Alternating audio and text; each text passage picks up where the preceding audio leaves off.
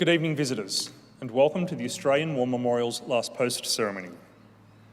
My name is Gerard Pratt, and joining us today from the Royal Australian Navy is Chief Petty Officer Christian Duncan. Today marks the 78th anniversary of the sinking of the second-third Australian hospital ship Centaur. The Merchant Navy vessel was attacked at 4 a.m. on the 14th of May 1943, while on her second run from Sydney to Port Moresby. The freshly painted white hull was illuminated by powerful spotlights, and clearly visible around the hull was a thick green band, broken in several places by large red crosses. Whilst most people were asleep, a torpedo from a Japanese submarine struck Centaur's port side, hitting the oil fuel tank, which ignited into a massive explosion. Many of those not killed in the explosion or resulting fire were trapped as the ship started to go down bow first, and then broke in two. In just 3 minutes, Centaur was gone. Of the 332 people on board, including the civilian crew and medical personnel, only 64 survived. The following afternoon, an American destroyer, USS Mugford, assisted in recovering survivors. Occurring just 2 years after Centaur had rescued survivors of the German auxiliary cruiser Cormoran after it had been sunk by HMAS Sydney, the loss of Centaur deeply shocked Australia. For many, this was further evidence that Australia faced a brutal and uncompromising enemy. Many Australians feared an invasion, and this attack was too close to home. The Centaur came to symbolise the courage of Australian women in war and became a reminder to all Australians who served in war and have no graves but at sea. Importantly, she also became a symbol of the determination to win the war. News of the attack resonated around the world. The wreck of Centaur was not found until late 2009, some 66 years after its sinking, lying at a depth of more than 2,000 metres off the southern tip of Moreton Island in southeast Queensland. A national memorial was held in Brisbane in 2010, attended by the then Prime Minister, Kevin Rudd. We warmly welcome the friends and family of the Centaur victims, and will shortly tell the story of Private William Eric Burrett, who was killed during this attack. We're honoured to acknowledge members of the AHS Centaur Association and Mrs. Sharon Bown, representing the Australian College of Nursing. We welcome the veterans who have served, those that are still serving, and the families that love and support them. We acknowledge the members of RSL Services Clubs Association, RSL Victoria and RSL Queensland, who are watching the broadcast of this ceremony from across Australia. During this evening's ceremony, wreaths will be laid at the base of the pool of reflection by visitors to the memorial. Australia's Federation Guard is the tri-service ceremonial unit of the Australian Defence Force. They provide a ceremonial presence at civil and military events and during visits to Australia by foreign dignitaries. The Guard will now dismount the catafalque party from the tomb of the unknown Australian soldier.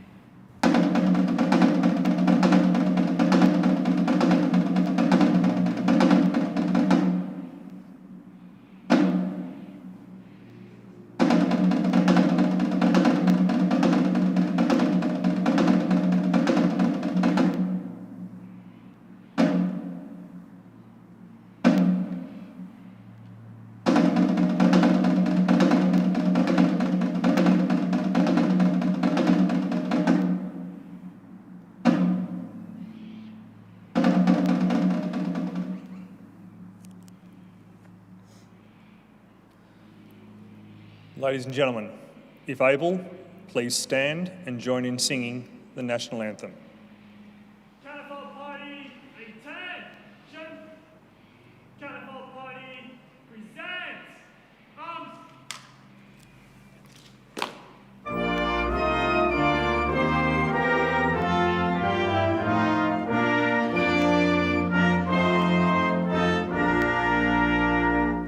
Australians, all let us rejoice, for we are one and free, with golden soil and wealth for toil. Our home is good by sea.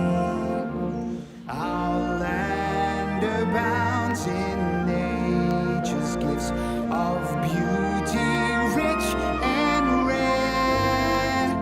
In history's page, let every stage advance Australia fair. In joyful strains, then let us sing, advance Australia fair. Catapult Party, shoulder, arms. Catapult Party, order, arms. If able, please be seated.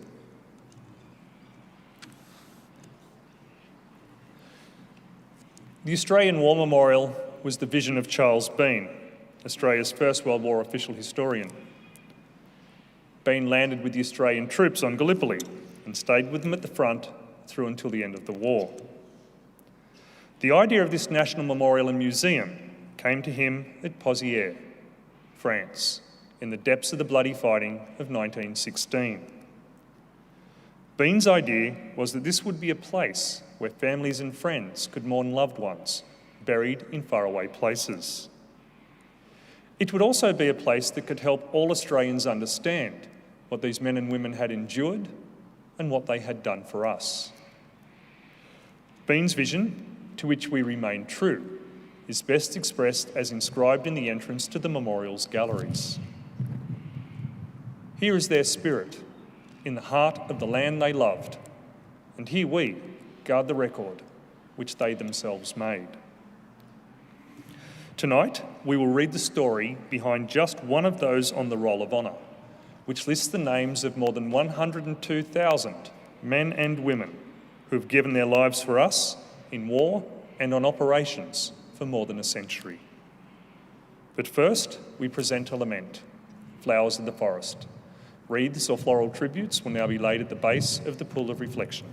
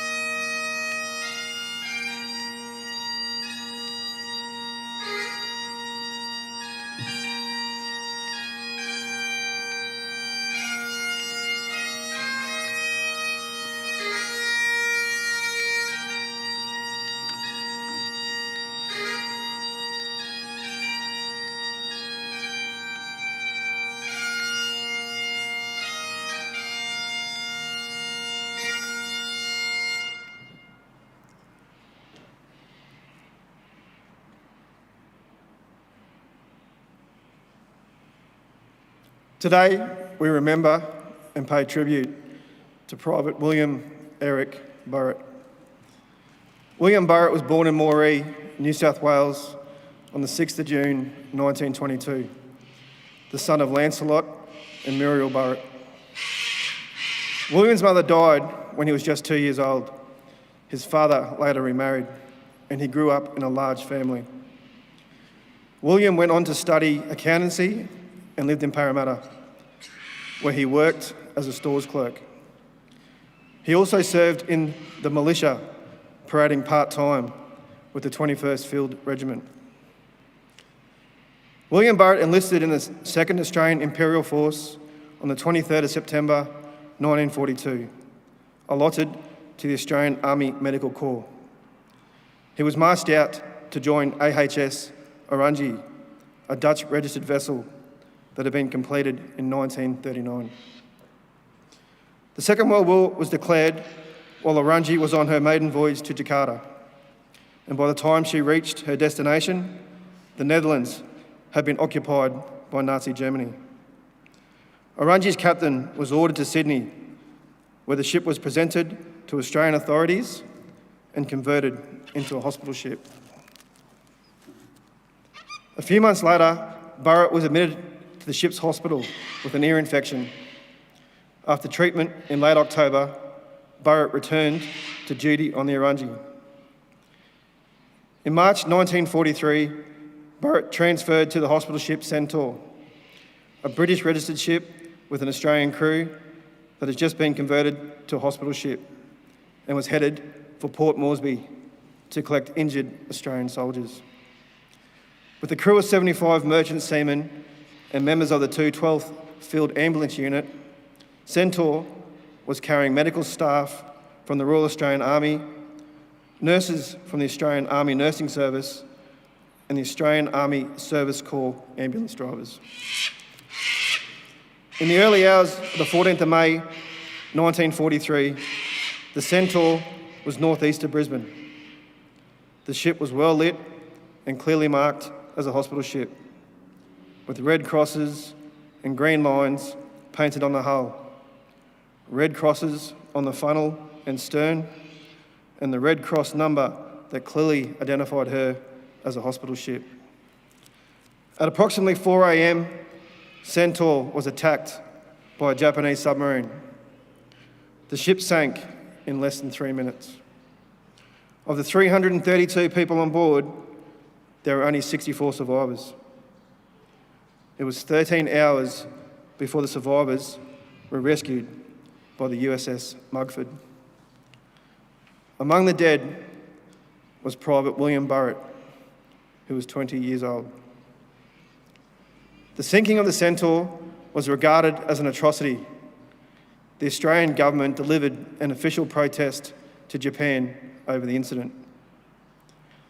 Burrett's picture appeared in the Sun newspaper, along with a report that he had told his relatives when the vessel was last in port that he'd arranged that the chef to make a cake for his birthday party. The Minister for the Navy pointed to the sinking of the Centaur as evidence that a well-organised spy ring was operating in Australia. With no grave but the sea, today, William Burrett is commemorated at the Sydney Memorial in Rookwood Cemetery. His name is listed on the Roll of Honour on my left, among almost 40,000 Australians who died while serving in the Second World War. His photograph is displayed today beside the pool of reflection. This is one of many stories of service and sacrifice told here at the Australian War Memorial. We now remember Private William Eric Burrett, who gave his life for us, for our freedom, and in hope of a better world.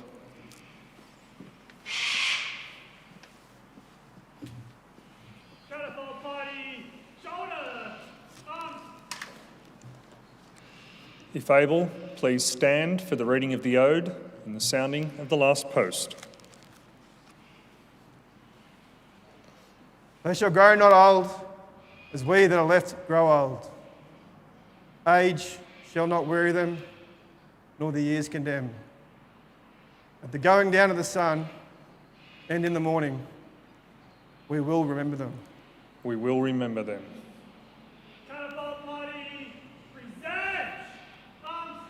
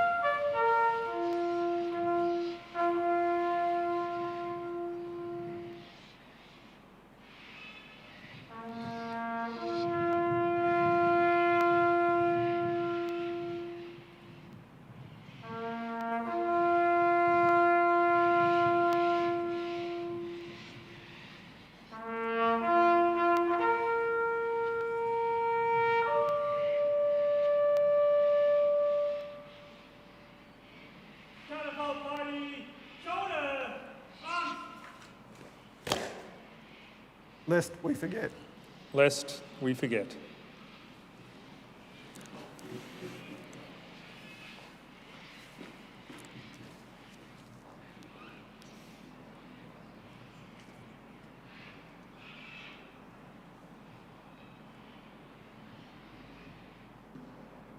Catapult Party England's turn.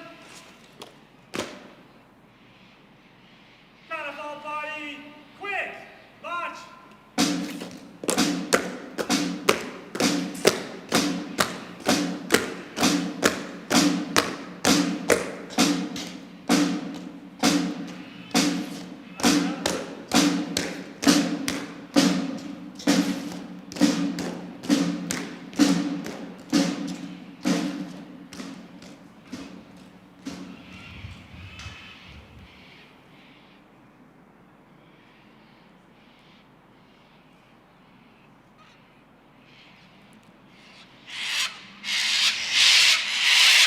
We leave you this evening with the words of the memorial's founder, Charles Bean.